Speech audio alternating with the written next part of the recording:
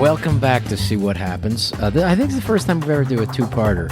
And I think, except with Jamie, I guess where everyone with Jamie is a two-parter. But this is a two-parter. We're very, very happy to have our dear friend and sexologist back with us on See What Happens. But also psychologist and criminologist. And criminal, because let's talk about some of that too, because we talked about sex. Today we're going to talk to the show. Silvia Olmedo is here.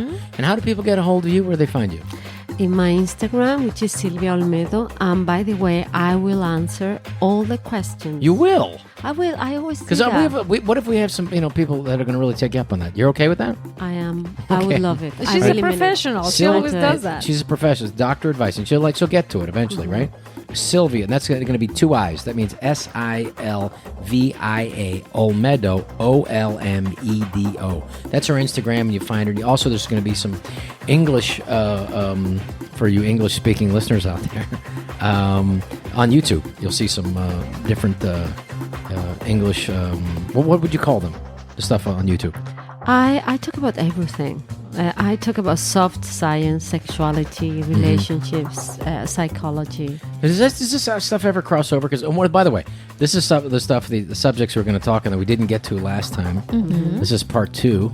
And also, Patricia, why don't you tell everybody, how do they get a hold of you? Oh, you can find me on Instagram as at I am Patricia Maya. And also, you can find me on YouTube. I have a cooking channel now. Yeah. Yes, so you can find me as Patricia Maya Schneider. Now, today on the show, we're going to be talking about self-esteem. We're going to talk about, and destroying the self, rebuilding the self. We're going to talk about this false idea, Patricia thinks it's a real idea, called andropause for guys when they're over 40, which is a bunch of shit, by the way. And tricks to become great lovers. That's on the menu for today. But first, I want to talk about this because you're a sexologist, and then there's a criminologist. I mean, did those things and psychologists, did these things ever come into play, like criminology and sexuality at the same time? Yes, because when they lie.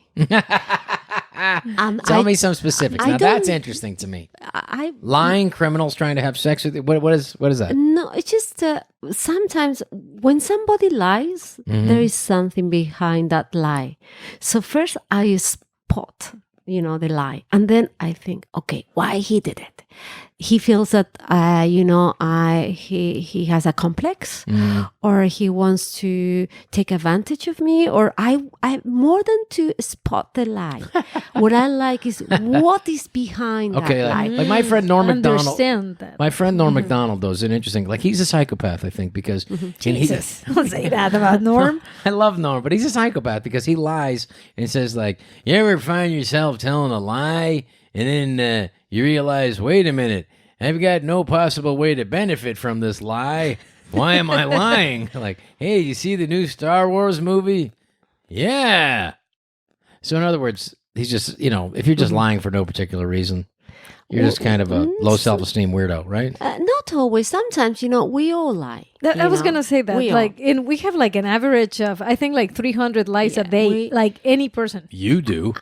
Yeah. No, I think I have more. But let's it very much define depends on the culture. There is something like when I arrived in Mexico, people, for example, when I was working, I used to say, can you have this for tomorrow? It was completely impossible. Oh, yeah. I was asking this impossible. I don't know, in Spain or in London where I used to work, they will say, no way, Jose. Well, I'm here, they will say, let me see. I'll try. Yeah. Why do they lie? In China, they'll say yes in a business deal and mean no. They'll never, if you put somebody say, do you want to do this deal? They go, yes, but they don't mean yes. And that's just because it's rude to say in the meeting, let's do this deal. What do you say? Yes, and they don't mean yes. Exactly the same as in Mexico. It's a cultural they thing, want right? to avoid conflict. Okay, Conflict is something bad. Well, it's rude. It's considered Well, in Mexico, impolite. It would be bad. They don't want conflict. But then why don't you guys pay attention to the stop lights down there? I mean, why is a stoplight in Mexico a suggestion? That's a good point, actually. But you know what you do. If you want, in Mexico, is fascinating because if you want somebody to give you the way, you just pull down the window, and once you say hi, they see another person. They will give you the access and no problem. It's very interesting. But you know what, though, I have to say, like, as a Mexican, and being born and raised in Mexico. It's not just Mexico, it's also Brazil. There are a lot of places. No, but in Mexico, I think it's like, Sylvia's right. We don't like the conflict. We don't like the confrontation of it, but also we feel bad. So it's really funny because if you go to a store, like a liquor store, right? To like a small store, La Tiendita in Mexico, and you want something that they don't have. Yeah. If you say, hey, do you have this? Or I'm looking for this, they wouldn't say, no, I don't have it. They would say, no, but I owe it to you. I swear. I swear. It's like, se lo debo. They say, se lo debo. They say, I owe it to you. It's like, you don't have to say, I owe it to nice. you. But it's just, it's a culture. thing. It's well, a cultural thing. I don't know why people in Italy, when they answer the phone, they go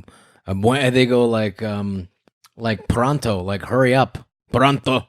Mm-hmm. They answer the phone like, hurry up. Whereas in Mexico, they answer bueno, like good. I'm glad you called. Yeah. That's a sweet thing to say. In Italy, hurry up, pronto. Y in Spanish, you say, dígame, tell me. Dígame. I know. What is with that? Because it's like, there's like, dígame, come on, what else? Who do you got next? Italians and Spaniards, we are very assertive.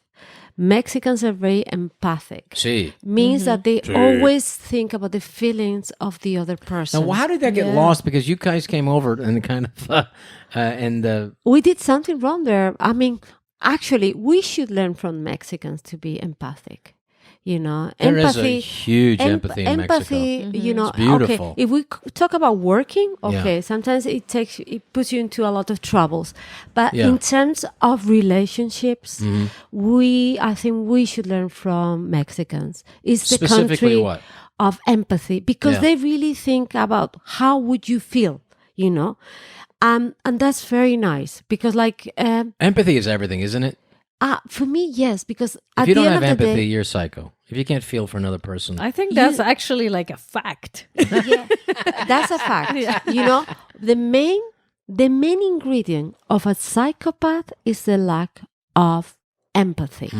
And having said that, in the United States, we learn to be assertive, which is very good. Yes. So we have two countries that one of them knows how to be assertive, and the other one knows a lot about empathy. We have a great mixture. We should learn from each other. Yes, absolutely. Yeah, empathy and being assertive, like how like the combination of both are good. Good, right? Yeah, because it's good or are good. Sorry, it's good. It's good. It's good. It's good. It's good. It's good. It's good. Bueno. I do think we have to learn how to be assertive.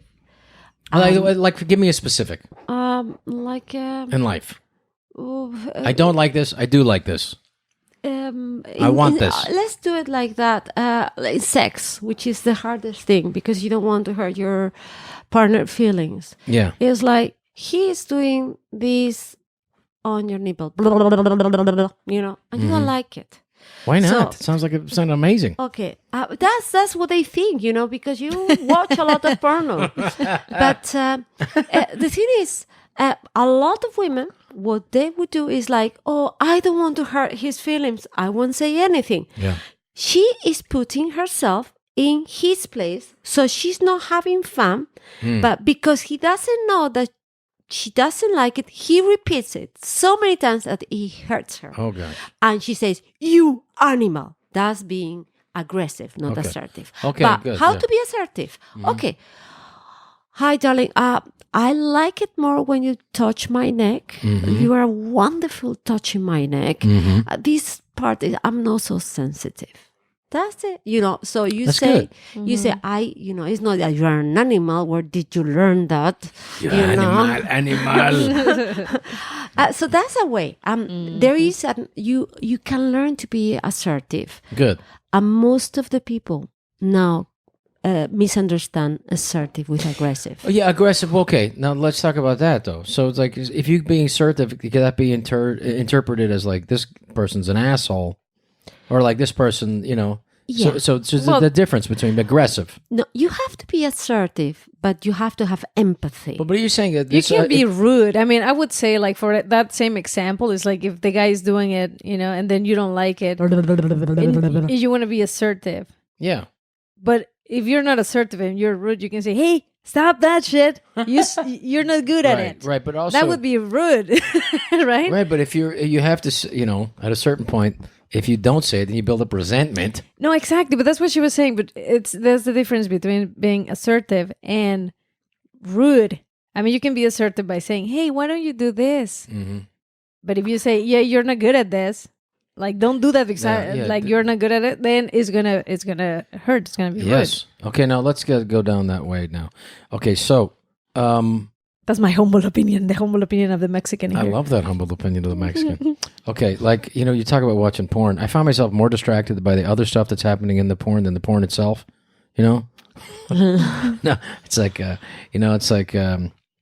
there's this one real estate agent porn, and it's not a very complicated plot. Basically, the guy knocks on the door, and then the woman says, "Would you like to see the kitchen?" She takes him in the kitchen, and she just starts blowing the guy. Basically that's it. It's not really complicated. And I'm watching this thing, and I'm going, Center Island's a really good idea for the for the kitchen, because that's where you do most of the entertaining.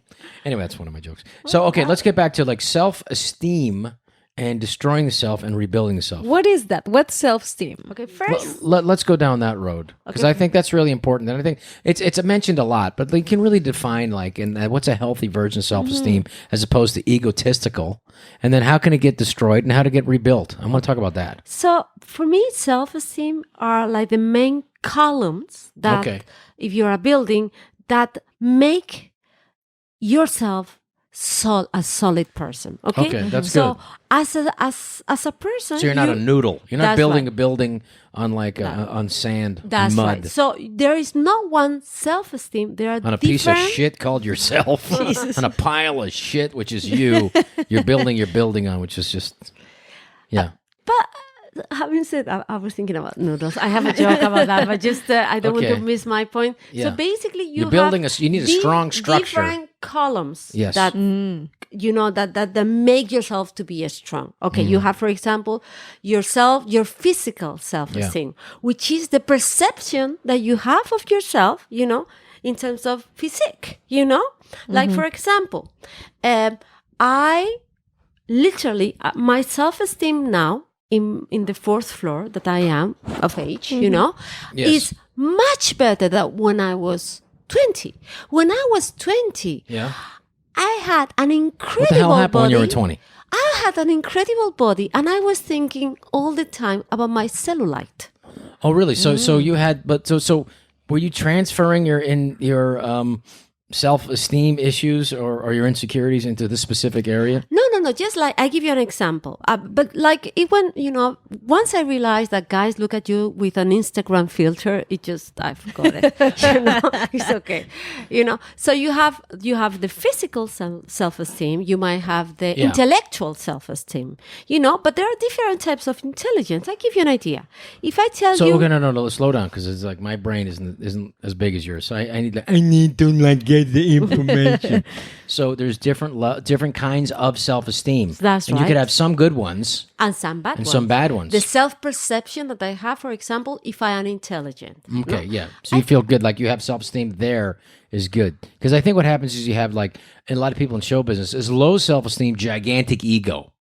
And that is like a dangerous kind of combination. But that's what attracts people to they dying for acceptance. And so they build up their self-esteem, and that's what attracts them to this business. Okay. I also think that some artists, it happens is they are oversensitive. Okay, yeah. For me, an artist is someone who has the capacity to see different colors that we cannot see. Oh, yeah, right. They can feel more deeply or whatever. So because they are more sensitive, everything hurts a little bit more. Yeah, and they can make you, and they can explain, and you could feel what they're feeling because they're able to express it because they really feel it so much. So so you're saying intelligence, your self-esteem. Intelligence. You felt good about that. Your self-esteem was good for that. For example, I'm like, not like, if I always, when I give conference, I said to people, okay, let's do this mathematical formula: 2 + 5 + 7. How much? 13. Yeah. Okay. But I thought you were going to keep going. So no, well, my point is like, I knew it was 14, but I thought I thought there was more that's to good. it. But whatever. I thought she's not asking me a math question. I thought she was like, almost. I thought it was a trap. I thought I was getting sucked into this thing. And if I would have yelled at 14, you're psychotic. All right, you have low self-esteem. let her talk. I'm sorry. What she is telling me is that her self-esteem on logical numbers is very high because she got ready to answer it. Yeah, but me... So in your case, you were looking for another number. So you won't get that grade, But like when I give a conference, around 60% of the people, they won't answer because they don't try because they know they're very bad for maths. So they don't even try to do it because they already know, they assume that they are bad for something. And this is very dangerous because when you tell a kid you are not good for this, they take that role forever. Okay? So we have the physical one. So I'm just, wait a minute. So these conferences, they're not just math.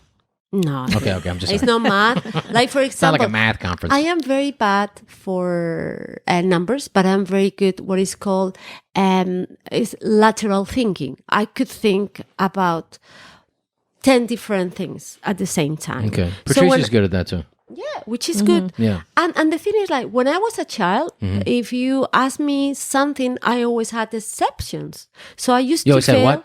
Exceptions. Okay. So when I had to answer a questionnaire with 3 answers, I always will have an exception for everything, so I would fail. Oh, wow. And they thought is that a perfectionism kind of thing? I was very creative, so I can think about everything, So there is always an exception in life, Okay. So, But what? So I don't understand though. So you had an exception. So how did that? Was that a functional thing that was positive for you? it was bad. Why? For passing my exams, because most of the exams, they are like questionnaires, Oh, and yeah, you have 3 answers. So, but most thinking today and most teaching today, it does not ask the student for critical thinking. They're asking him just to memorize, or like they have the answers for you, multiple choice. They're not asking the person to think. So what you were doing is you were actually coming up with other answers that not just defined by what they were saying. That's right. Okay, so okay. All right, I'm with you. basically, I failed, and they told my mother that I was not a very good student. And when I went to the university, somebody came and said, "Who is Silvia Olmedo?" I was like, "It's me. I'm not going to, they will know. I'm not very good for this degree." And they said to me, "Well, congratulations. You have one of the highest lateral thinking, memory, thought in the university." Wow. But this is the trick thing, and this is important.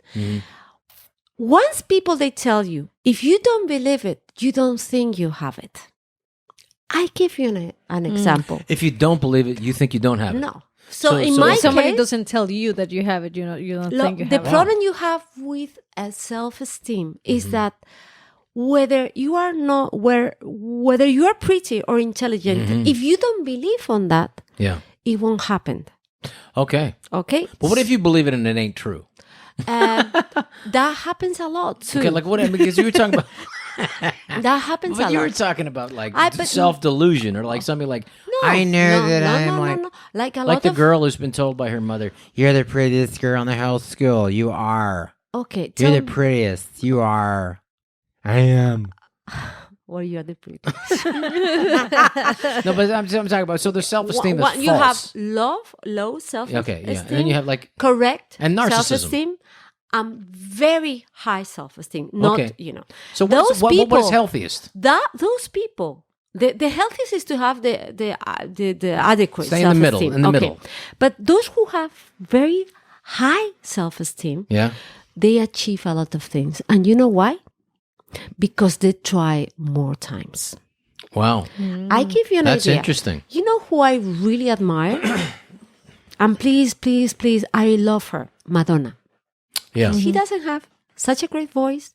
She is not such a great dancer, but she always believed so much on herself that at the end, if somebody tries 10, she will try 100. That's right. Okay? So, it's like sometimes you might not be a genius for something, but you have perseverance. Oh, yeah. And sometimes works better. Okay. Oh, yeah. So, Sure. and in my case, maybe my boy, he's not the best in tennis, but if he likes it and he wants to play tennis, go for it. No, there's like, absolutely. There's If he enjoys. many cases of somebody's like physically, you could look and go like, that guy shouldn't be able to run a marathon or be like an Olympic athlete, just the way he's built and the way his gait is, but somehow it works. There's that, they're intangible. So, question. So, you think the most successful people are the ones that have like a very high self-esteem? And they have the talent.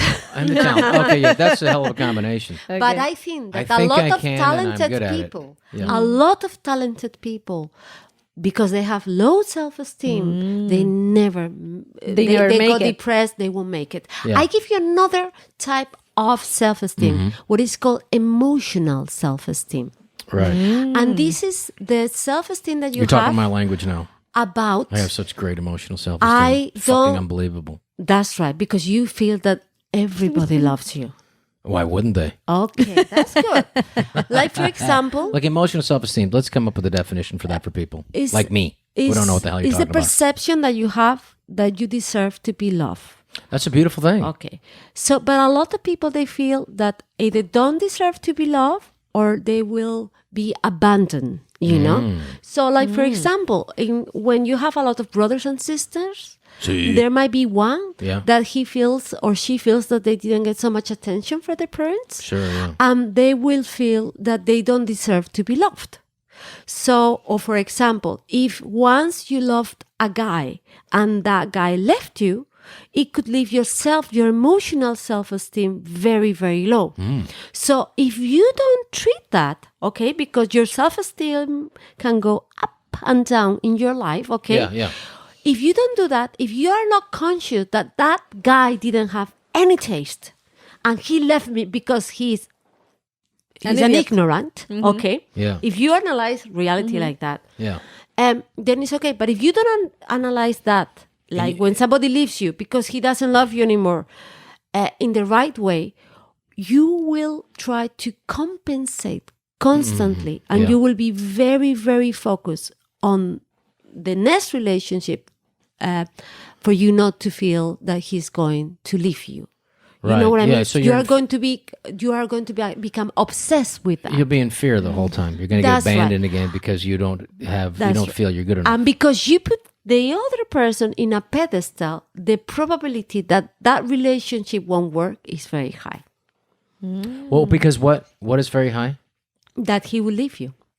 Oh. Like Because- after you get abandoned, like probably Yeah. it's going to happen again. Okay. It will happen again. Is that a because self-fulfilling prophecy though? Because you create That's that? right. That's right. Because you create that again.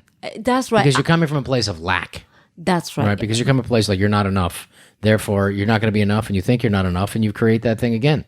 That's right. And basically, it's like, oh, you are great. Please don't leave me. So if you're in a relationship that you feel you don't have to do any work to maintain the other person, you lose interest. Right. And that happens. That does happen. So emotional. That's happened 2 times already, just in the world. No, I'm just kidding. No, it happens. Yes, absolutely. But emotional self-esteem is very important. Yeah. I So give how you- does somebody recover? Like, and first of all, they got to recognize that they're Okay. what they're doing. So there's a pattern that isn't working. They're repeating the same pattern. Like, for example, physical. You have to be objective. Like, if I put my hand in my mouth because I feel my teeth are very ugly, what are you going to look at?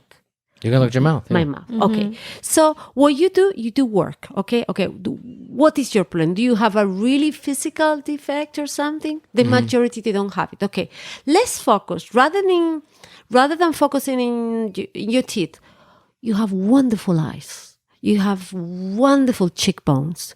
So every time that you are going to see somebody else, you are going to focus yourself in those parts of yourself that you love. Okay? Yeah. So you bring the attraction Okay. to those. That's right. those So parts. you Okay. learn to love again those things that you have and give less importance To okay, what you don't to feel those like about, things yeah. that okay, like this guy left me. Okay, this guy left me, but I left this one. Okay. So it's just you have to become objective. Sometimes you need a help from somebody. But it's very easy to break your self-esteem. Yes. In an actor, if, for example, yeah. I give you an example, maybe you have an incredible film, but the distributor was really bad. Yeah. And he did a bad job himself, but you feel that you were not successful. I remember, like, I was looking through the camera, directing a movie, and an actress was reading her line, and it just wasn't the way that I saw it. And I went, no! And I couldn't get her to recover. Just because she's like, oh, he doesn't like what I'm doing. And I was like, no, you're great. And it's like, and so you have to be really careful about that, because once you have that, they feel like I'm not doing a good job, then it's over. So what we call it, we do an objective analysis of what happened to you. We don't ignore it, okay? But what is Rob doing? Oh, he's just Wait, fixing his doing? self-esteem. I'm fixing my self-esteem. Okay, good. I'm trying to ignore this part of the He's building conversation. it back. Okay, sorry. I'm trying to get my self-esteem to fixing this this microphone stand. But it's very easy to break somebody's self-esteem. Give us an example of that. I give you my best example. Come on, give me one. I my I work in self-esteem. London. Yeah. I work in London for 4 years, and I was a very good student. I got great qualifications. I had wonderful English, and I had to do my first presentation in London, and it was very good. And I have these assholes, because they don't have another word, and they used to laugh at me because I move a lot my hands, and I had a Speedy Gonzalez accent. They used to say that. Yeah. So every time that'll build up your confidence. They will make up a parody of my accent. So when I had my first presentation, I was so focused on the way I talked that it was an absolutely disaster. So I went back and I cried, and it took me 2 years to do a presentation again, because I was so focused that I was going to make a mistake. So then what I did, I went to a psychologist and a speech teacher, you say? Yeah. A Speedy Gonzalez expert. Yeah, that's right. He said he taught me how to return to my confidence. Wow, so that really rocked you, right? That was a mean thing for people to do. It was very mean, and it has... And first of all, I bet you those people didn't even speak a second language. I know, but... This is unbelievable. But it's hard hard to be objective about shall I that. tell you and realize something? these are assholes and it's not about you. Shall I tell you something? I'm brilliant in my language, and I could be brilliant in English, but I am still afraid. If I have to talk with the teachers in the school, and my son is looking at me, I want to have such a perfect English in front of the teacher that I get really, really nervous. So it's something that it had really hurt me a lot during my life. But I know it was just once, it won't happen again, and I won't let those people That's a big impact on me anymore. Because I remember very specific thing when I was on stage one time when I was a young comedian. And I remember because, when you're doing comedy, you're going to bomb some nights. And especially when you're first figuring it out and whatever. And I remember as a young man, literally I think I was 19 or something. And I remember this is just going really bad. It just wasn't working. I was at the Holy City Zoo, which is a famous comedy club in San Francisco. And I remember what I'm bringing it up is talking about your self-esteem going really low. And I remember the physical manifestations of what that experience, what I was feeling emotionally, which then became physical. The only way I could describe it is I literally felt so much humiliation and so much, rejection, and that I wasn't taking that in. I really felt like my ears were melting off of my head. Literally, that kind of pain, like, holy shit. And I said to myself, okay, that's it. I said, I'm going to let them get to me here, which is kind of like my waist, but I'm never going to let them destroy me, this audience, no matter what. I'm not going to let them get to me ever again like this. And it's just it's going to get you a little bit, but it's important to set a bar, hey, this is not okay, but no one's going to have this control over me. No audience or nothing. And I'm not going to let it get to me. And that's just that's a self-esteem thing. It's I'm not going to let, this is it. And it's really amazing, because what I did when I went with this speech teacher, he was very honest. Silvia, where are your T's? Where are your D's? You don't pronounce them, but I can understand you anyway. So don't worry, okay? Yeah. If one day you missed miss a tea, don't worry. Okay, people understand you. It took me a long time. And again, for example, if you meet a terrible boss in your life, he could destroy you professionally. Oh yeah, totally. Yeah. And some people maybe never come back. Some people quit show business, and there's like, I've had some terrible bosses, that it's been tough, where it's like they destroy you and they want to destroy you. That's the thing. They get off on destroying you. Every time that happens, the only thing you have to think, I'm not going to let him or to let her go his way or her way. Don't let this. I'm not going to let this happen. So so question because we're talking about like destroying it. But I want to talk about rebuild. No, but wait, before we go even there, how self-esteem gets built to begin with. So that happens in childhood? Yes, it does. And let's talk about because there are specific things. We have little kids. It's important that they always feel like that they're good, constantly, and loved. Loved, yes. Good, no. Not necessarily that they need to be good. I mean, I will say, just to be perfectly honest here, when we tell. When Miranda's playing the guitar, and oh, that's awesome, and it isn't, but but the problem with that is, oh no, you're great, that sounded good. The problem is that's really nice and everything, but then she thinks, oh, I already know how to play. It's like, no, you don't know how to play yet, and so we're taking her to classes, to music lessons, and they said, no, I already know how to play. It's like, no, you know what? No, you don't. The tendency is, oh, that's beautiful, and because for us, everything she does is beautiful.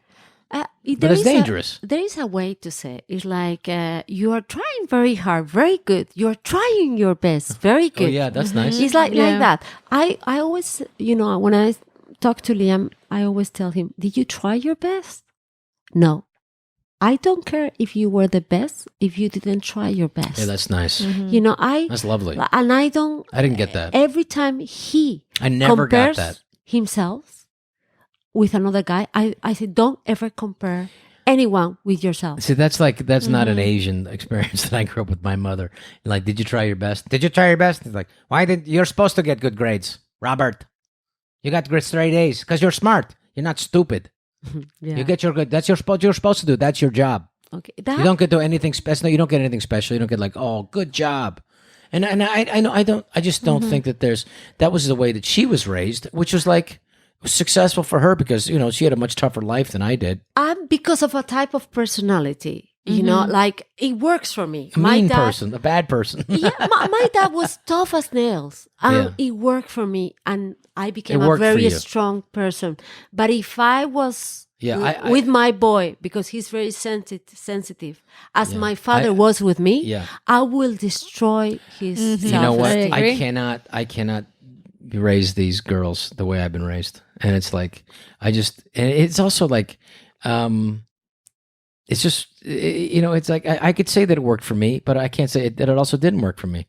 Yeah. I mean, it made me become, famous all over the world, but it didn't like. But I think you become famous besides that, I do think you became famous because you're talented. And because I loved what I did. Exactly. Not because of but I will say some of that drive though, to just like, hey, you're expected to be the best. I used to walk into a room and I go, and it literally like in the 80s when there was like in the early 80s, there would be like 30 comedians going up for 5 minutes. And I go, why am I going to, and I would say this to myself, why am I going to make it? And these people probably aren't. What's the reason going to be? And I have to look around and I go, because I'm going to work harder, because I'm going to do better. And it's like, I'm not going to quit at this. I'm just, I remember when one guy quit, this comedian, he's a great, it was a lovely guy, and he was a good comedian, Dave Colombo. I remember he's like, and I was shocked by it. He said, I'm married, I got a kid, I got to figure out something else to do with my life. And I was like, huh? You quit? How do you quit? It wasn't even an idea. It wasn't even a thing that is a possibility to like quit. It wasn't an option because I knew it's like, but I think so. I did get that from that, Some things work for somebody and another don't work. Yeah. Some of what I was raised didn't work for me. I am the spirit of contradiction. I just wanted to prove my dad that he was wrong. like that's beautiful. It's like. But there was also the great love you have for your dad. I mean, when you talk about your dad, God, I loved him so much. What did your dad give to you that you carry with you that was like such a special thing? Strength, curiosity, love. What a beautiful qualities. Ethics, values. Love for the little things, love learned how to smell the bread, the tomato. It's just like, it sounds, I know, sounds, it No, sounds, but that's beautiful. but That there's a little- symbolizes so much in life. Happiness is in the little things, but- actually. but that's right. But my dad, he was a very tough guy, and he learned that way. But you cannot apply the same model to all your kids because each of them are very different. Yeah. Worry works for one, it doesn't work for the other one. Yeah, I have to say, like, I was raised by, like, in that matter, like, self-esteem matter, really good. Because both my parents, one thing, like, they might be, like, you know, imperfect in other stuff, like, I think we all are. But they were always really good at that, at never saying, you can't do this, you're an idiot. Never, ever, ever. They always thought, like, that I was going to be capable of it. And I have to say that... My mom called. That's beautiful. I wish I had that. No, you know what, though? But I did. And I'm That's very beautiful. grateful. I'm Yeah. very grateful for that because I never had fear of doing something. Like if I say, oh, okay, you know what, though? Now I'm going to start baking the cakes for the kids.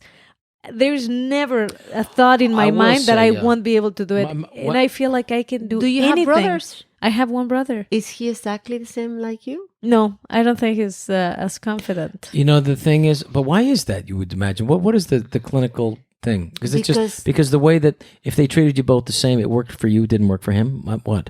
Because you, for me, this is about triggers. Like I answer when you give me like something that is a challenge. I love it, you know. So you tell me I cannot do it, I would do it just to prove you wrong. Maybe if you tell my brother that he cannot do it, he'll say, "Okay, Daddy, I will try another thing." But you know what? You are born with that, sometimes. No, but I feel like my brother, like for instance, I have to say that my brother Christian, he's one of the smartest guys I ever met, and there is nothing he cannot do or he cannot learn. I think his self-esteem, probably, and his confidence was, like injured after. Like I think with relationships. But I think when he was, like a young man and at the house and everything, he was always super confident, great athlete, great student. So there was a trauma at some point. I think he got his self-esteem crushed at some point, but I don't think it was during his and that's the thing. childhood. This or is anything. very important. So that's something but it seems like what you were saying before, like having that pillar, if you had that self-esteem in your childhood, then you should be able to withstand something or at least get back to it because you have the structure of a good self-esteem to begin with. Yeah. So you can rebuild that. I want to talk about rebuilding self-esteem in that sense. No, but also a bad partner, boyfriend, spouse could crush it too, right? And how many columns of that building they've been crushed? I give you an example. Wow. Suddenly Ooh. you lose your job, you have an accident, and a lot of things break at the same time, and you collapse. Wow. You know, so It's tough out there. It's tough out there. Stuff out there. That's right. Okay, I have to give it up to my parents, though, because when I did become successful, even really early on, like when I first got on TV, they were like, oh, we get it now.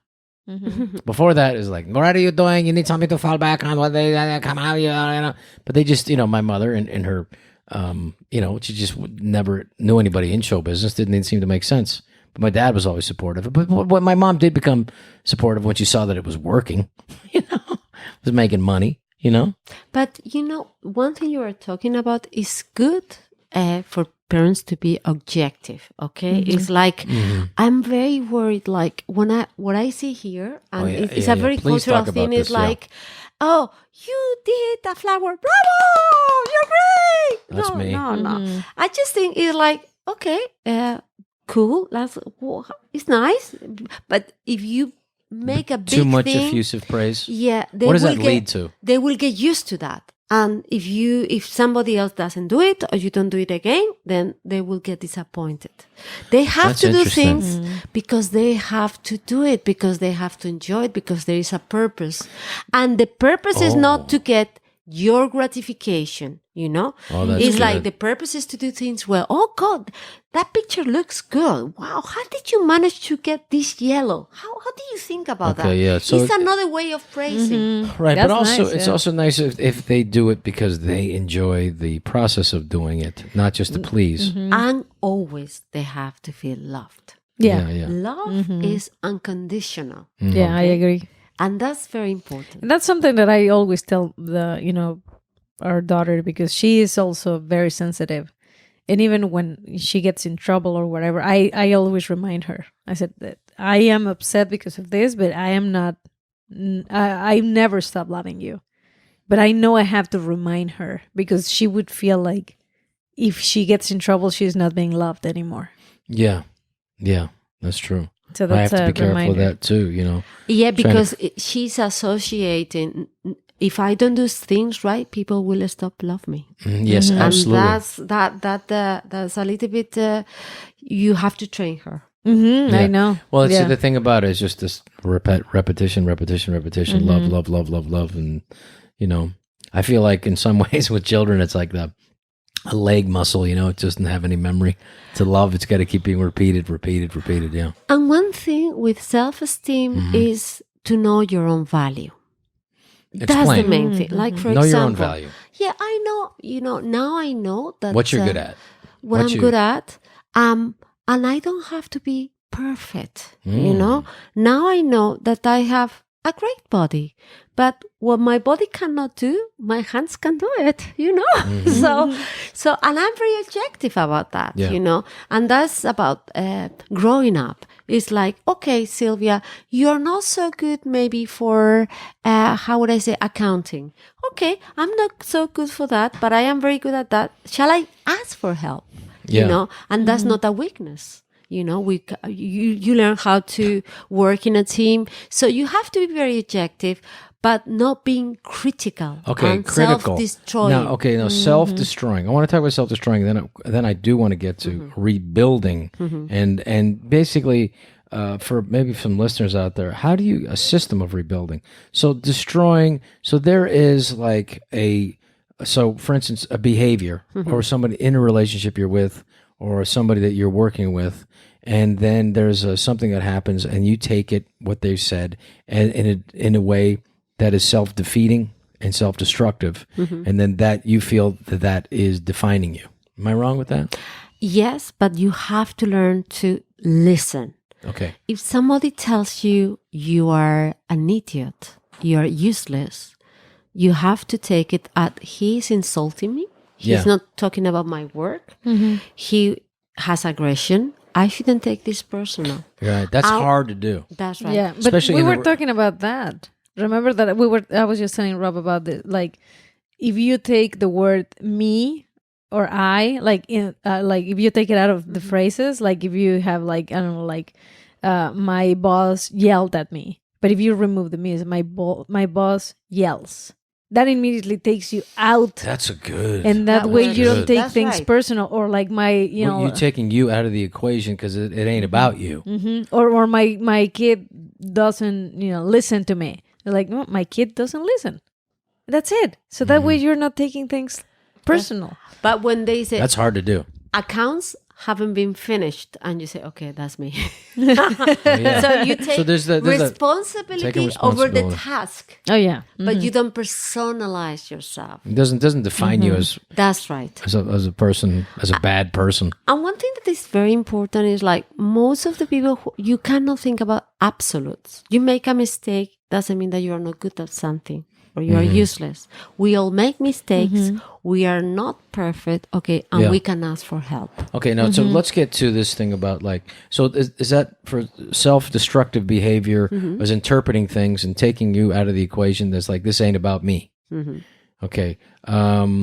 It's about my work sometimes. And yes. You didn't do And so you have to just try to not take it personal or not let it get to you below a certain point. Like for me, it was like, I'm not going to let this bother me past here. I'll let it bother me a little bit because I do want to do good at work and please people.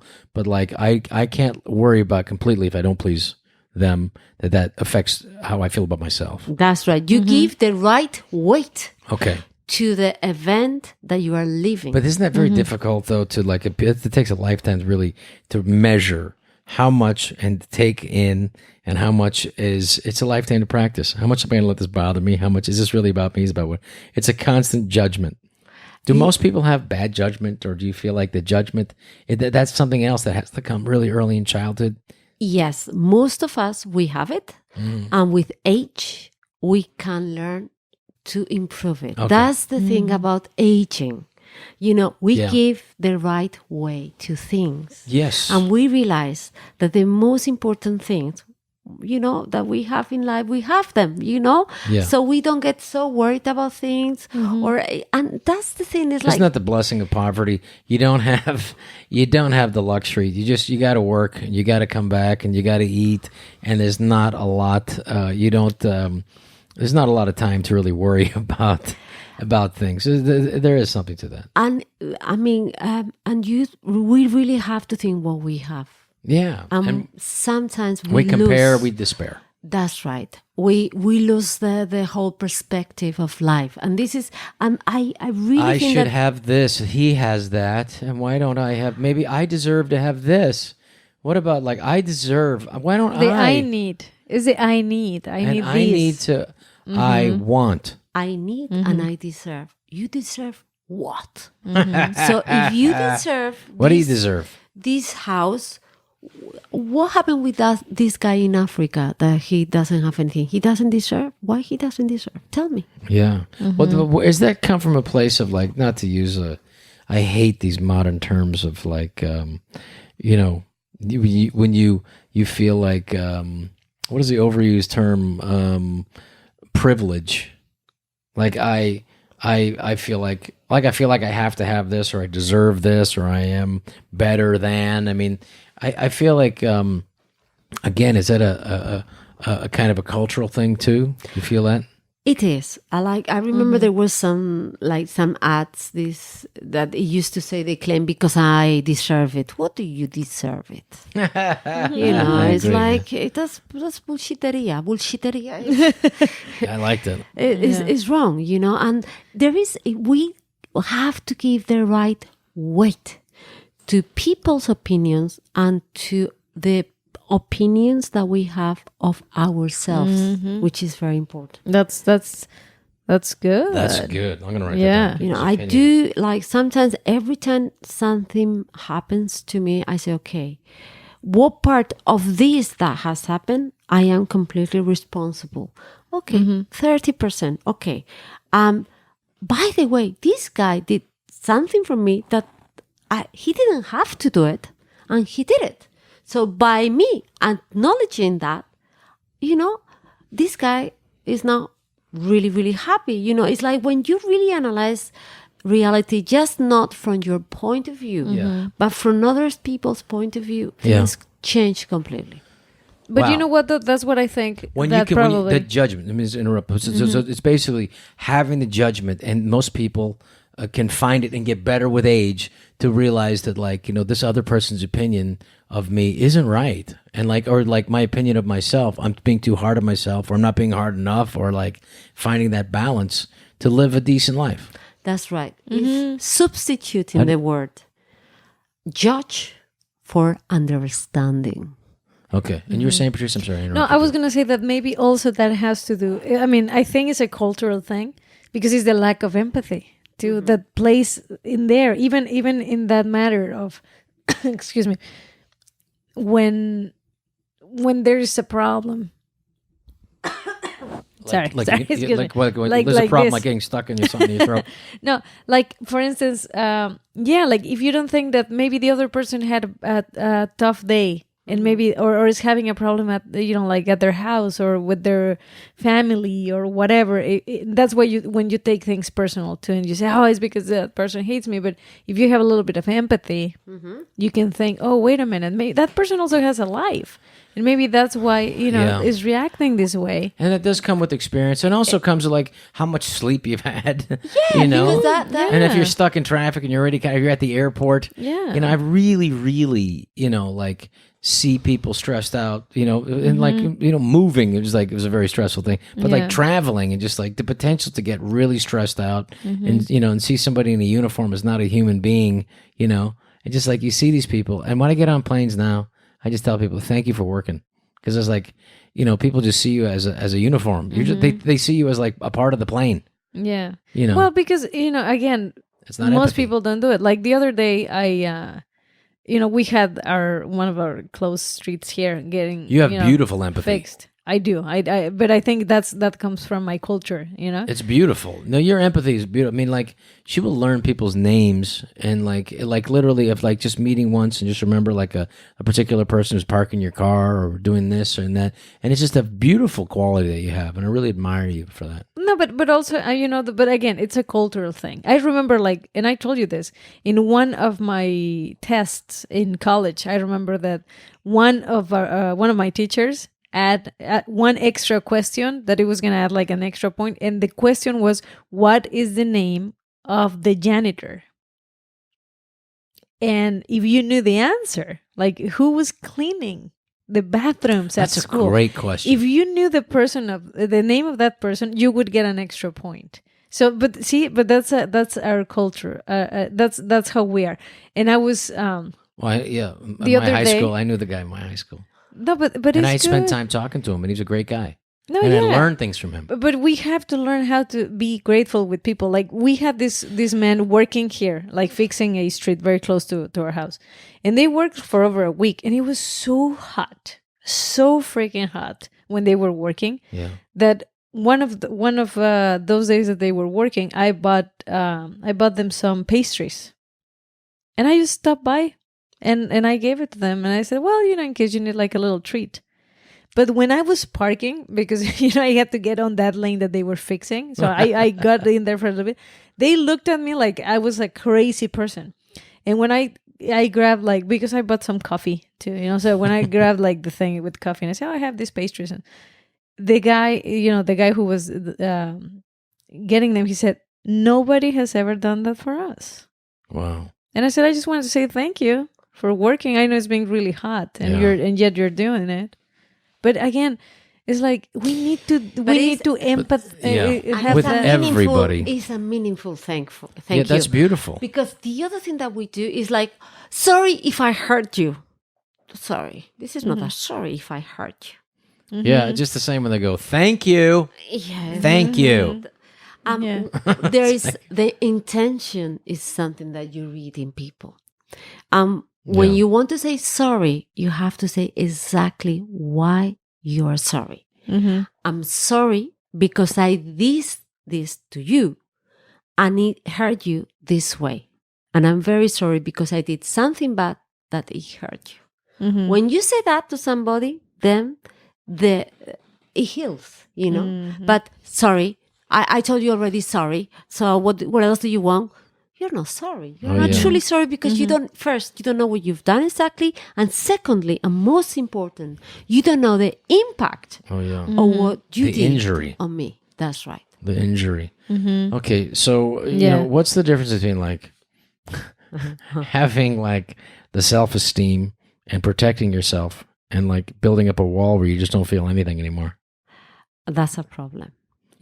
There's a constant, it's like, to me, there's no delineating line. It's like an ebb and flow, like the tide. It's coming in and going. It's constantly shifting and moving. But no one can ever build a wall that you don't feel anything anymore, unless you're a psychopath. I do think that there are megalomaniacal people that just like, they only interpret or only hear good things, and everybody that says bad things is evil, and everybody, I think there's people in government that that we can talk about. Yeah, but they don't have empathy. No, but they don't have a wall either, because the people who are, like probably the most outrageous or the more like, how can we call it, like impolite. Yeah. If you say something to them, they're gonna get more hurt than anybody else. Oh, yeah. So I feel like people, you're right. People that There's are a hypersensitivity to rude people. Exactly. The more, what the fuck is that all about? The more rude you are, the more thin-skinned you are. That's a fact. Sure. I used to say, like, Donald Trump is going to have a presidential library someday, and it'll have the thinnest walls of any building ever made. Yeah, and you can see it with him, because he can get off and say horrible things to people, but he also cannot take criticism. Not at all. That's well, he never expected to ever be president of the United States. He was just like a thing. He took it too serious, took it too far. Next thing you know, he got the job. That's up because no one should want. But that again, job. but that's what I think. Like people that there's no such a thing like I can't feel anything. I don't know. I disagree with you. I do think that there are people who are walled off and they don't feel they think you are wrong. Yeah, you know. So no, I should say I think you're wrong. I just think there are people that I should say are just protecting themselves so much. That's different. Yeah, that's different. Okay, That not different. feeling. And for me, that's very dangerous because But that does exist though. I mean, it's a real thing. Of course, Oh, those yeah. are called traumas. Yeah, That's the problem. 'Cause That's they a can't- trauma. right? When you are stopping yourself From feeling. from fully living a life, you have a trauma. And a lot of people say, well, if I do this, they are going to hurt me, so I'm not going to do it. Dear, you are getting old. That's for me the very big sign of somebody getting old. And they could be that 20. one more time, because I Okay. was completely When worried you were talking about me. Okay. No, basically, when somebody is getting old, when they stop trying, when they don't do things that they know they could be good for them because they are afraid to be hurt. Yeah. Okay. Like, for example, I have a dog and I loved it, but he died, and I won't have another dog because they die. Yeah. Okay. Or I tried these. I had a wonderful boyfriend. He was unfaithful. I will never be with another guy because they are all unfaithful. And they'll never risk themselves again. That's right. They stay hurt. That's right. I started a business and it didn't work. I will never try anymore. Like, I will never try because I am afraid to fail, or I am afraid to be hurt. That's a danger. Goodness. Okay. Look, there's a couple things we got to get to. First of all, we teased people on the tricks to become great lovers. Okay. And I also want to talk about like the andropause, which is a bunch of crock of shit, which like Patricia says it I exists. believe there is a male menopause. No, I don't believe that. I don't believe just like men don't have menopause because we don't have ovaries. We don't have fallopian tubes. We don't have those same hormone levels that women have. So no. All right, I'm sorry. There's not like a crossover to everything in humanity that women have. The men have to have it. I'm sorry. We have higher bone density than women do. I'm sorry, you don't. That's just a fact. It's a. I shouldn't say fact. It's what exists. Okay. So like andropause doesn't exist. It's not another thing. Now, are there some things that are some tendencies that are similar? Sure. But as far as like a delineating line about like menopause, andropause. All right, let's let the expert talk about it. First, do you have this puberty? Do you? Yes, women and men go through is it. the period that you start to become a fertile male or female? We both have that, do we? Okay. Yes. So, okay. Okay. That one. And then I just saw okay. Rob's face change and he's melting now. Okay. So now that's a period. Point made and agreed. Okay. Next point. Be very careful. menarche. Huh? Menarche. Menarche. Yeah, or menarchia is the time when the woman has her first period. Did you know that? Menarche? It's called menarche. I didn't Or know that. menarche, yeah. I don't know that. I never heard of that. Have you heard of that? Yes, of course. I haven't. You haven't. You okay. haven't. I'm just going to Menarchia? spell it for you. Yeah, menarchia in English. I'm gonna look it up. I'm just going to look for you. I've got it here, by the way. You got it there. So I can you look it up. I got a computer. Look at this. Okay, but I'm faster than you. I don't have anybody under 30 today with me. Okay, look for it. Menarchia. Okay, and this is the first period Yes, that a first woman period. has. Okay? So you get one of Okay. these. So we have a period that is called puberty, the puberty that we become fertile, Yes. until we become adults. And this is the time that all your hormones start to work, Sure, yeah. and suddenly you get the spots, and suddenly you get a little bit more Emotional, aggressive, yeah. emotional, Yeah. and suddenly you become more horny, and suddenly you have more energy. Okay, that's and you guys and we women have it. Yes. You agree with me? Okay. Done. So we go to 40, 45. Wait okay? a minute. You're jumping a lot. Yeah, and we go to another period of the woman and of the man. Oh, Which God. is, Here it comes. here you are. And Yes. it's called climacteric. Climacteric. Okay. Climacteric. Okay. And climacteric is the period that a male and a female, hormones levels start to drop. Drop to decline. Okay, that's right. So we have the menopause because we stop our period, okay? And you don't have the ejaculation pause because you still ejaculate. But your hormonal levels, they start to drop too. And you suffer symptoms similar to women. Like, for example, you have less energy, okay? You watch Italian movies and Check. cry. You could be more irritable, okay? Check. Jesus. You don't have so many hot flashes. You but think so? You could suffer more, cardiovascular problems, okay? So really, it's a period that guys also go through. Okay, I'm gonna. That doesn't Okay. seem to be. What I don't like is the word andropause. Well, no. Yeah, I object to that. The word, that term. I do think obviously there's physiological. There are physiological changes that men go through that are not completely dissimilar to women go, but the idea that it's just this, it's the same thing. It's similar. It's very, very similar. You guys do it in a more gradual way, okay? Women, okay, we get the menopause, we lose our period, which is absolutely great. And I tell you why, because there are a lot of taboos about this. We are the only female, together with the whales, that we have almost 20 years that we are unfertile and we are alive. Most of the females in the animal kingdom, they die fertile. Sure, yeah, right. And that has a purpose. Yeah. You know what? To keep What's going, the purpose? To keep making more. No, you can't make more when you're not fertile. Well, No. Animals stay fertile.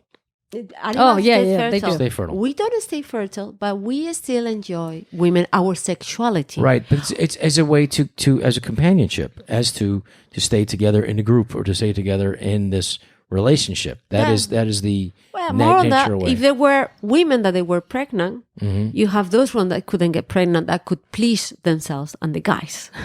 Yeah, so they're more likely to not get kicked out of the cave. So they are they are more like, how would I say, they are there to help the mothers with the kids and help the guys or help themselves, women, with pleasure, So women's sexuality, although maybe the sexual drive is not as high as when they are young, still exists.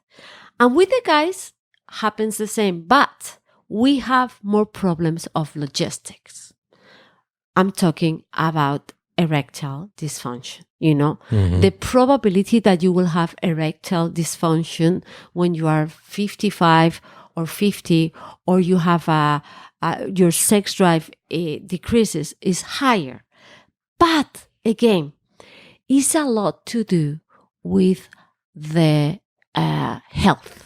Okay? Yeah. Okay, we have to admit, our appetite is not going to be as strong as it is when we are 20. Okay? No. We won't be able, because when you are 20, your testosterone, in the case of guys, is so high that you are hungry for everything, but you don't taste anything really, because you just want to eat, and sexuality, you don't enjoy it so much. You satisfy it in the case of guys. But guys that they are healthy, they are 40 or 50, that they are not obese, okay, that they don't have a lot of fat over their belly. So if you are a stand-up and you cannot see your willy, be careful, because that is going to affect your... Yeah, it's going, you might have diabetes, okay? But if you have a good health, means that although you are not going to last maybe for so long, because you are wiser and you know how to give pleasure a woman, you could become a better lover. So you're not running a marathon anymore. You're running like a sprint. You're doing like a 1,500 meters. What you are 800 doing, meters. what you are doing as a 40 guy meters. of 45, 40 meters. you can do 100 kilometers. Well, there you go. You can do that, but not at the same speed. Yeah. and not trying to prove yourself. And not in a row. Not in a row. It's not necessary. It's like the guys. It's not necessary. The young guy and the old bull. You know that story? The old guy, the old bull, and the young bull at the top of the hill. The young bull says, he said, let's go run down the bottom of the hill and fuck all those cows. And the old guy says, hey, let's walk down. He said, the young bull says, let's go down there and fuck one of those cows. And the old bull says, no, let's walk down there and fuck them all. That's what's the save your energy. Okay. Anyway. Okay. So the Talking tricks to about being a that better is lover. It's very, very important that we, right now, everyone is telling us that size is very important, that you have to do it a lot of time, that you have to last for years in the sexual intercourse. That is all bullshittery. Okay, well, talk to us about that, because now let's tricks. It's Becoming called, I always great say, lovers. Okay, one thing that is very important, and guys don't know how to do it, and for me it's very important to pronounce the word Barcelona. Pronounce Barcelona. Barcelona. Barcelona. Barcelona. Okay, very good. You pronounce your R and your th. Okay, your tongue is very agile. Okay. Sí. Okay. This means, yeah, honestly. So you really have to do very good oral sex to your partner. That's vital. Are you And listening? Most of the guys don't know. Claro. The majority of the guys. Por supuesto. I'm gonna make you sing like old Mexican songs with the to train you more. Yeah, but it's very good because the tongue is a source of pleasure. The tongue and the lips. I do enjoy giving. But oral. one thing is that you enjoy it, and the other thing is that the other person enjoys. Wait a minute, I never heard of that. That's right. So I enjoy it because if the other person enjoys it, that's the only way that I can enjoy it. I don't enjoy it if the other person's not enjoying it. I'm not doing it. But a lot of people, a lot of women, they look that they enjoy it, but they don't. That's true. That's what we were talking about in the other show. Yeah, that's right. And it's because also you don't want to hurt the feelings. So, but it's important to communicate. So to become like the tricks to be a good lover is like, first of all, you can exercise that tongue. Okay. First, age is not a problem. It's not a question of doing a lot of times. It's a question of experiences a lot of sensations. Okay. Yeah. It's not a question about penetration. It's a question of understanding how your lover is. I always give this example. Women are like cellos, violoncellos, cellos. Sí. Why? Because you have to tune every day your cello, okay? Because every cello has the note in a different way. Yeah. So a good musician, cellist, will be the one who knows how to tune his cello, okay? This means that every single woman is different. It's a different cello. It's a different cello. I say that all the time. And we change, okay? And we change depending on the day. Yeah. The cello, when the weather is humid, will expand. They will expand. Get bloated. Bloated cello. If we are going to start with our period, the same thing that you did 5 days ago, now it hurts me, animal. You know, that's being aggressive, by the way. So, so you really have to think. You have to go with that frame of mind. Right. It's not about do this and that. Listen, how is your woman? Okay, this is very important because, guys, it's like a piano. You can do more or less, I mean, there are differences, but it's easier. It's more predictable where a guy is going to have his pleasure. In the case more centralized of a woman, we have a lot of areas. A lot of strings. Completely. First, our skin. Because we have very thin skin and we don't have hair. We are more sensitive in our skin. Well, you don't have hair. I do. Okay. Well, for those listeners out there, she said hair. Okay, so thin skin and hair is what I just heard. This means is that we can get excited, aroused just with a touch. With a touch, and some of the women are so sensitive that you can touch it in the neck and they will be already very excited. Okay? So this is one thing. That's good. Okay. Secondly, finally you're coming up with some tricks to become great lovers. We go an hour for this We go to the breasts. Go to the breasts. Okay, please. Okay. some women Taking a long time to get to those love breasts. it. Some Love women it. like it. Okay. Like particularly like playing with the breasts. Yeah, and some nipples, of them kissing. they're very sensitive. Yeah. If you touch it a little bit, it will hurt. And some of them they are not sensitive at all, and you just can tune them like if they were the radio buttons, and they love it, you know. But you have be to like do a- it in a very gradual way. If Yeah. you just go and you put all the strength Treat it at like the a piece beginning, of beef jerky. Just go, give me that thing. they are going to get angry. Oh, yeah. You have also to Yes. play with sensations. It's not the same like the areola, you know, it's not the same the areola than the nipple. Right. Okay. And there is also you have to give a lot of importance to rhythm. Okay. It's not everything that you see in porno is not what we like. Right. Okay. Really? So, No. Go ahead. We are not like punchy. Yeah, it's not No, punchy, it punchy, seems punchy. a little too violent punchy, there. punchy. No, we are more like the waves in the sea. You Rhythm, know? yeah, rhythm. And mix up the rhythm. That's right. Okay. This is very important. Let's go down. Okay. Okay, we Again. went from the back of the neck to the A nipples. lot of guys. We skipped the mouth. Okay. The neck is very important. Yes. Some women just, if you touch Yes. the part that finishes the back, the butt, you say, Yeah. they love it, you Yeah. know, and you can Me go too. for it. Okay. You love to touch the bum, or you Yeah. love to touch, Yeah. you love to be touched, No. I'd love to touch my wife. and you like to be touched. Yeah. I mean, when it happens, it doesn't always happen. Because a lot of guys, they love you to put your hands in his bummy to direct them. Yeah. I mean, I like it. I mean, I'm like at this point, I like anything.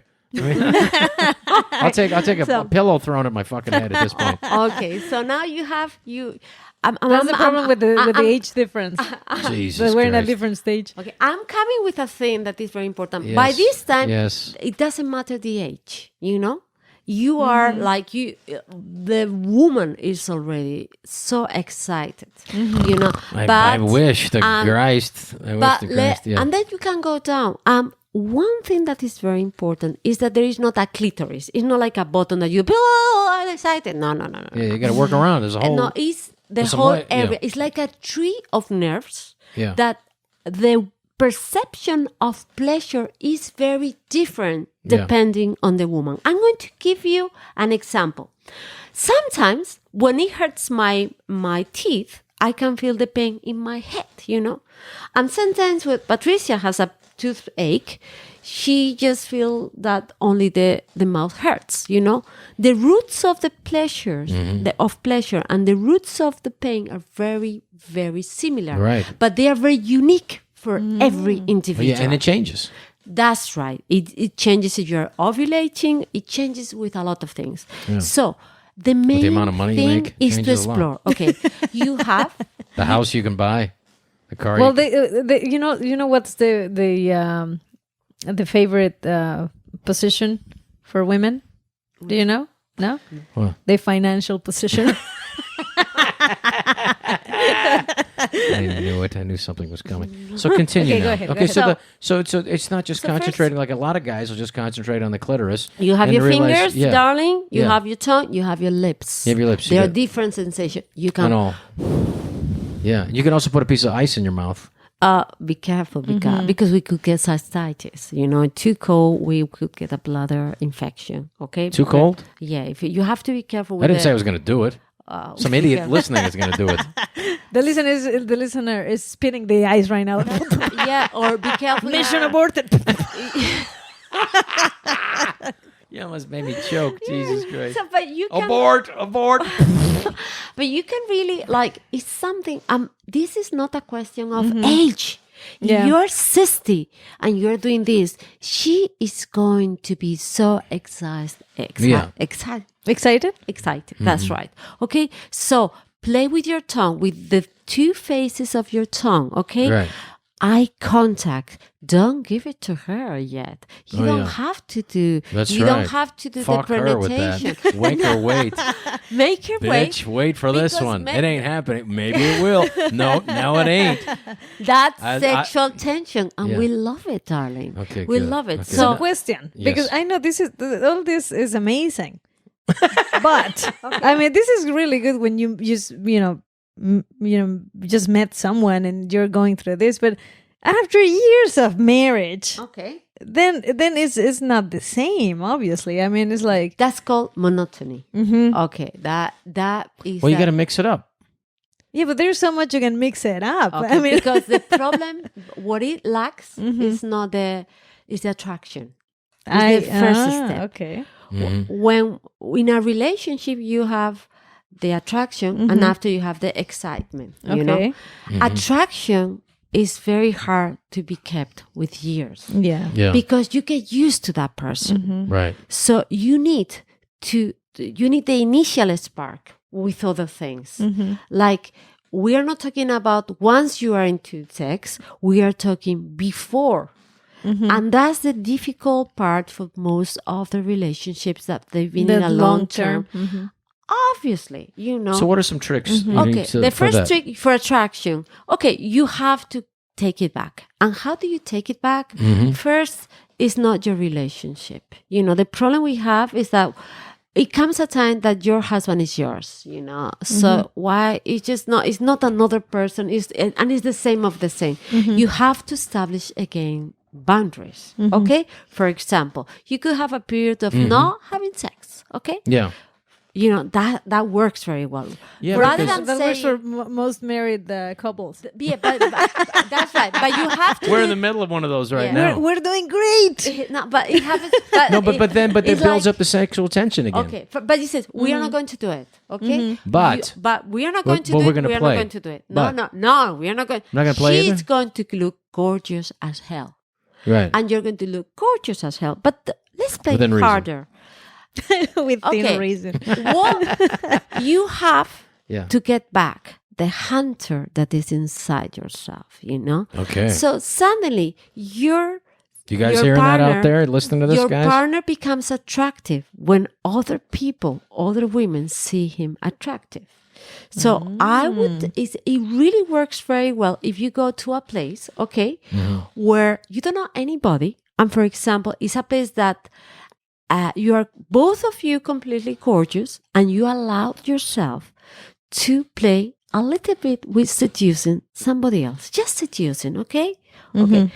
That immediately triggers the light of that guy is mine and is going to be mine because now I have the desire to be mine. You want to get it back. That's the reason that sometimes when you get, like, when you go for a divorce and then suddenly you say, oh my God, I am again horny for my ex-wife. Of course, because it's not yours anymore. Okay. Well, that's interesting. So it's That's very a good- important to establish different spaces for your partner. Okay. Once you feel that your partner is in your space and is yours, attraction get lost. That's okay? a really good point. Yeah. Your partner is not yours. You are going to get very handsome, Mr. Schneider, very handsome, and you are going to play the best part, and you are going to take that girl out for a dance, and then you're going to take this guy and you're going to dance salsa with him. Yes. And the thing is, like, you are like, in a minute you are going to be thinking, oh God, he's my guy. What is he doing with another person? And suddenly That's good. the chords that they were like very soft, it's like a guitar, they start to get tuned again. Okay, so then you get it back. Okay, it's very hard. Let's be honest, it's not like the first time. Of course it's not like the first time, but if you want to keep that, you have to do some extra things. Like, this is what I call the light thing. After, you could go for a light trio. And a light What trio, the fuck is this? I'm listening. Oh, Okay. Jesus. a lot of people, they want to do a trio. I found it, I'm very jealous. I I mean, couldn't do it. a threesome, I guess, is what a trio is what they call it in Spain. You're talking about a threesome? Oh, Yeah, threesome. You don't Jesus call it Christ. trio. Menage a trois. No, Oh, menage a trois. Oh, por favor. A threesome. Okay. okay, Jesus Christ. Oh, it's a three. Oh, okay. so basically, Trio sounds like a fucking. I'm going up to see a jazz show. Okay, With so the- it's a jazz threesome. show with guitars. So the problem I have is that I I think in the language, I watch people. So when I talk to Patricia, I think in Spanish. So the threesomes is a very good alternative. Good Lord. Really? Okay, yeah, there are a lot of couples are using it. For me, is to play with matches. You can get burned, okay? Or sometimes you can light the fire of passion again with your relationship, okay? So there is a type of trio that a lot of people threesome. Trio. Let's say trio, guys. You have the trio. Okay. Trio. Okay. That what we do is like I don't do it, by the way. I'm a good girl. So I would never share my partner, and I couldn't cope with that. But what about if somebody else will be watching us doing it? That's a way, and a lot of people like that, So everything in a relationship is allowed if it doesn't hurt anybody. You both agree with it. Okay. And you say, doesn't hurt anybody. Code for doesn't get on the internet. I don't know what. That's a danger. But the point I was trying to make is that this is a truth. Like there are ways. Ways. What about chemistry? What happens to chemistry after years? Let's be honest. It's not the same. Chemistry get lost. It's very hard to rebuild that unless you go again. You go in a different place of the relationship.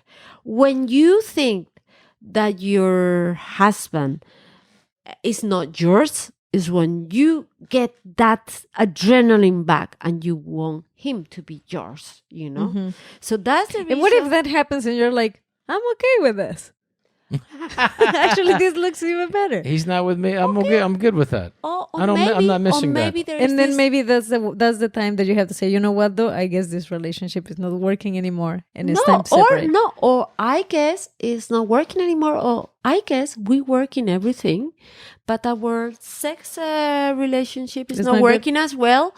I give you 1 a year. And give me 1. We don't have to tell. Yeah, it's like I am very open about that because a lot of relationships break just because of sex, but the rest of the relationship is amazing. Yeah. So what happens when you do that is that suddenly you get more excited about your husband because he's doing with somebody else. You don't know. It's just you are playing with fire. But the truth is that most of the relationships after 20 years, there is nothing afterwards. And you have to understand that happens too. And we have to understand that it's normal. So it's not like... So it's not like... Well, I mean... because again, you see couples... that they're like dating together for 25, 30, 40 years. And they're great friends. And they're great. And you're like, oh my God, how did they do it? They don't do it. They lie. The majority don't do it. They might have sex once. Or for example, what it happens is that she doesn't need much sex because she never had good one, And he has sex because he is unfaithful. So it's a great relationship. That's the typical thing. I think what you're saying is that you have to be open-minded to what? to the reality of what people's needs are. How much do you love your partner? How healthy is your relationship? Shall we address the fact that there is not attraction between us, but we love each other a lot? Shall we try to get the attraction back? Let's see what we try.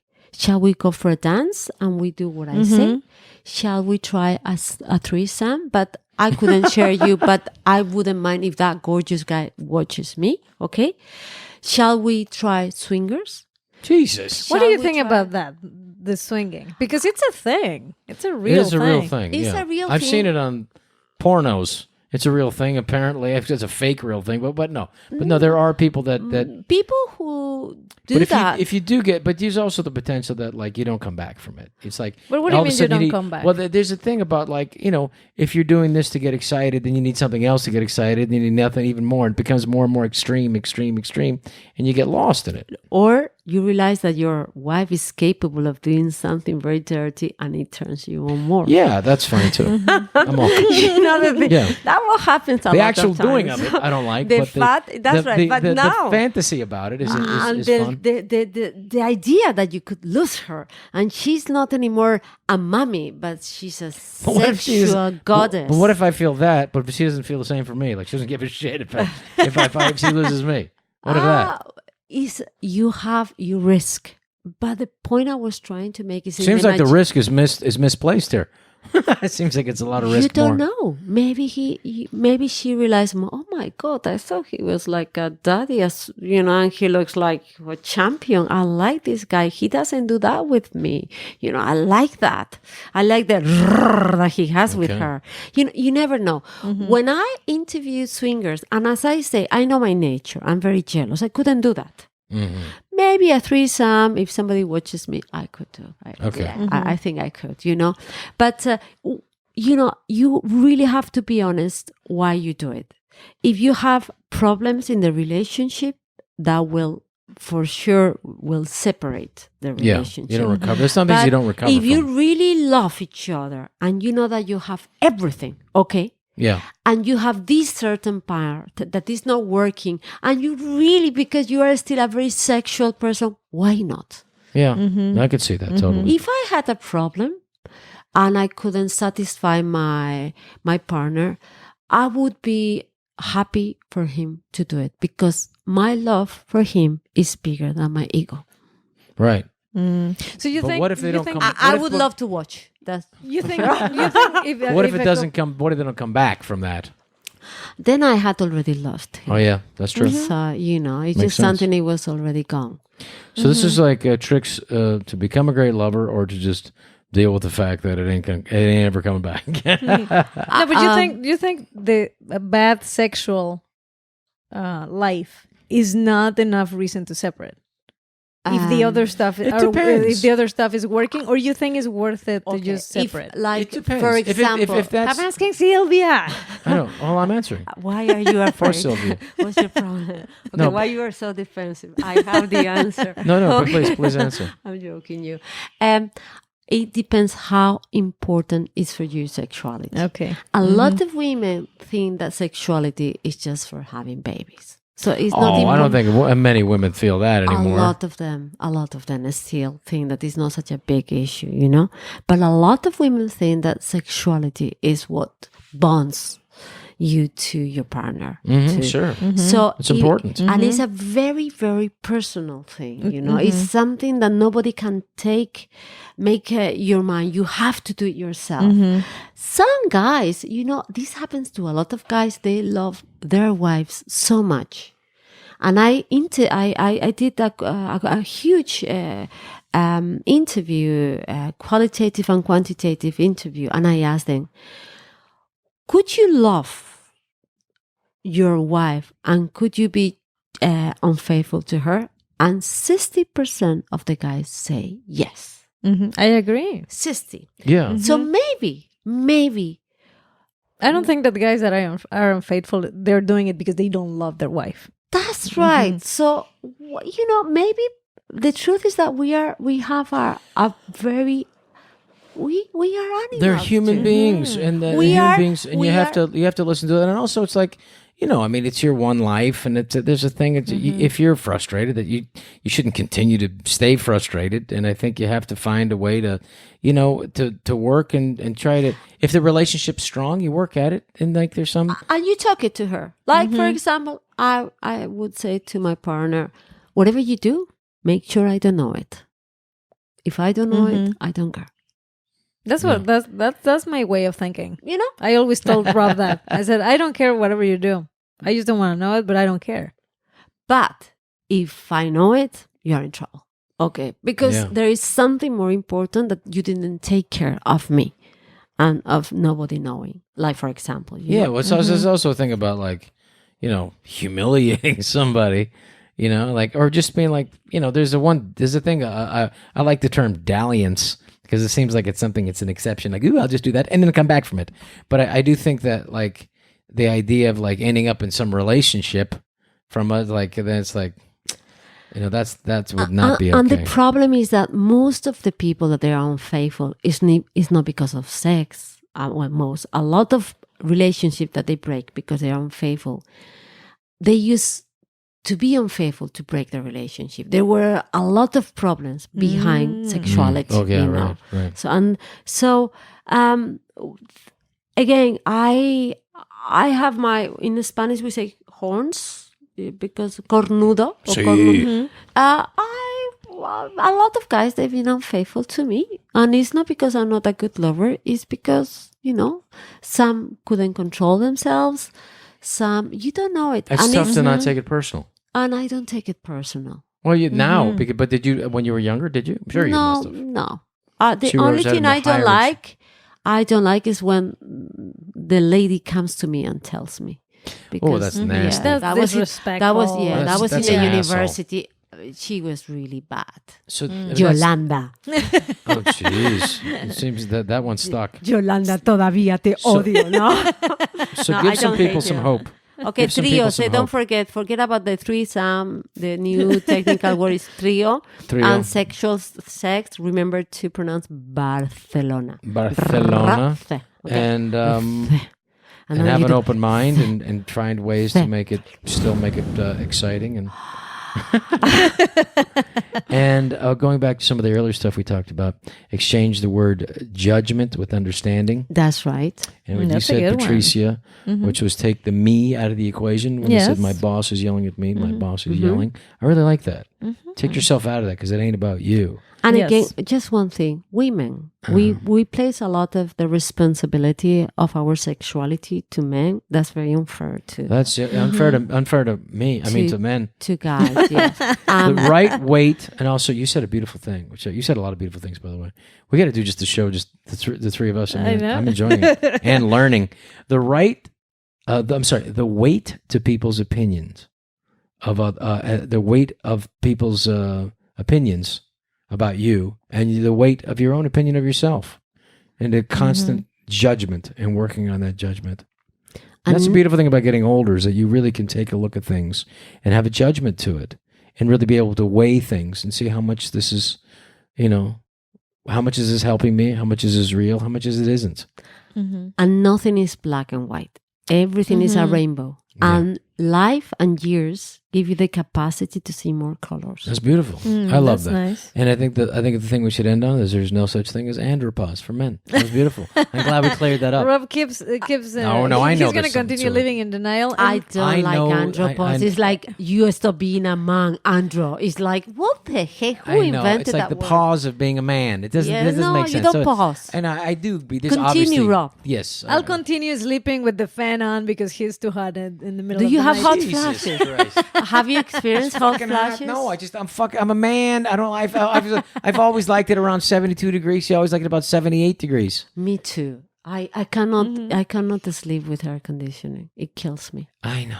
But I know. deal Rob with has it. to sleep with the fan on and the AC on. And let me tell you something, I'm Schneider. fucking hot, and I weigh 50 pounds more than you. For fuck's sake. Well, he didn't have that 10 years ago, for sure. So, What? I mean, being that hot? yes. You didn't get that hot 10 years ago, so sorry. I never complained 10 years ago about anything. We're just starting the relationship. You could have dragged me behind a bus. I would have tried to. I would have been fine with it. And everything is in the mind. I know. I Yeah. haven't for a friend. Great old guys, and when I talk older than 60, and they are great lovers. Yeah, And there's because hope it's out there, not guys. about a number, it's about a quality. Yeah, I agree. that's beautiful. Yeah. And thanks for that lie at the end there. But no, you're right. No, that's a beautiful thing, guys. There is, and this is not. Listen, Sylvia, you are incredible. I mean, every time I got to say this. I've never been with you and I didn't learn something. That's very few people in my life I can say that about. That's a beautiful thing. She's a genius. You are, and you are such a gift. And that like you are one of those, you talk about being a sensei or being like a mystic. And I think like as Alan Watts talks about, and I think if you can break down Buddhism, and we'll end on this, I think we'll leave it to this, is that basically there's 8 levels of spirituality. And I think you can break it down to like, basically they're 8, but they're really 4. And there's that child, criminal, someone who just refuses to grow up or refuses to avoid immediate gratification. And that's a criminal basically if you maintain that. And then the other person who gets out of that, gets that second level, which is this very fundamentalist way of looking at life and staying safe. Otherwise, if I stay outside that boundary, I'm not going to be safe. I'm not going to be safe. And people who grow up in that fundamentalist kind of thing with their parents are like that, whether it's Baptists or whether it's, fundamentalism in any religion or just in their way of thinking, you automatically become a third, which is a questioner and a seeker. And you want to learn things. You go, that's not what I want for my life. I want more. I want to learn more and learn more. And then you get to a place where you have like what we talked about before, which was kind of, you're never going to figure it all out in life, but you get a good, you get like a beachhead, or you get a good enough piece of the map that you go, okay, this is good. And then if you can become at peace with it and they start to accept the mystery of life and embrace the mystery of life, then you can become like that fourth level, which is a healer, mystic, sensei, whatever you want to call it. And you're one of those. So you're one of those, I guess you can call it a doctor of life, but I think of somebody who has that wisdom that can just, that can heal people and that can help people and that can guide people to a better place, to give them a fuller idea of a way to live a decent life and a happier life and a more peaceful, self-loving, and take it like, I guess what they call the real idea of nirvana or of peacefulness is simply breathing out, just finding a place in your life, getting to a place in your life where you can just take air your problems and go, and that's what you do. So thank you for that. Thank you. I feel very happy now in my life. I'm very happy, but I never forget people who really were there to help me.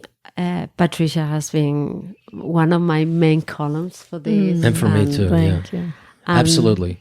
And thank you, the two of you, because I don't prostitute the word love. I never say love, but I really feel love for both of you. Thank you. Well, we love you. Silvia. Now, we love you. So let's say again so people can get a hold of you. Again, it's Silvia with 2 I's. That's Silvia. And she's saying right now that she's going to answer your questions. Yeah. She answers all. I don't know. In my Speedy Gonzalez accent. Yeah. So you may not understand 100%, but you'll get the idea. And it's Silvia Olmedo, Olmedo, and she's on Instagram. And hopefully your book will be in English and coming out. And that's 2 steps away from madness. A dos pasos de la locura. That's beautiful. It's a great book. Thank you. As everything else you do. And we look forward to doing, and hopefully we'll be able to announce doing your own podcast, and we'll figure out a way to be, you got to be working with Patricia again. I love doing it. And, and we've had fun. So thank you. This has been See What Happens, and thanks for listening.